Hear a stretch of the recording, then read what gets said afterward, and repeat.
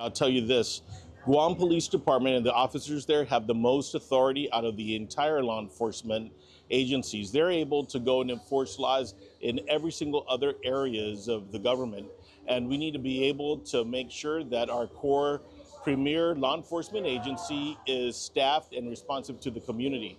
That was Lieutenant Governor Joshua Tenorio when asked if there was a directive in place prohibiting other law enforcement agencies within government of Guam from picking up officers from the Guam Police Department who are looking for a better work environment that they feel supports them.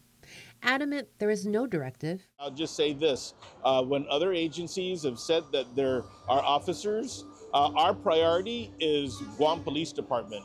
Our priority is filling vacancies in the Guam Police Department. All the other law enforcement officers, of course, their customs a little different, but we have to have core police on Guam. What I'm understanding is officers are applying for voluntary demotions to go to other law enforcement agencies. And right now, this is a time where we need all hands on deck. But what does that say about what's going on at Guam's premier law enforcement agency that's prompting officers to jump ship? With hopes of keeping recruits who go through training and eventually graduate from any of the law enforcement academies, Governor Lulian Guerrero, during her State of the Island address, shared her proposition to future law enforcement officers.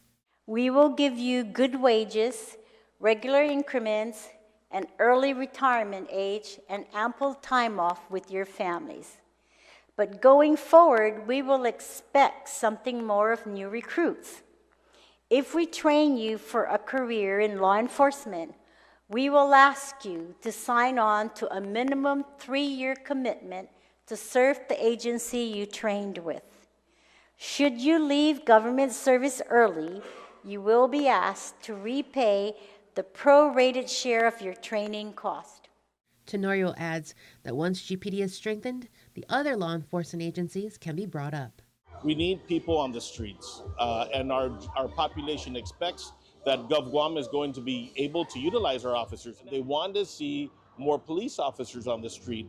And my view is that working collaboratively across the different agencies, we can provide that presence. But we need to be able to have officers with the power of arrest that are able to intervene and intercede on behalf of the population for the general crimes and especially violent crimes. And if they're in other agencies with limited authority and not able to do that, then we're just shooting ourselves in the foot. Jonagan Charfris, KN News.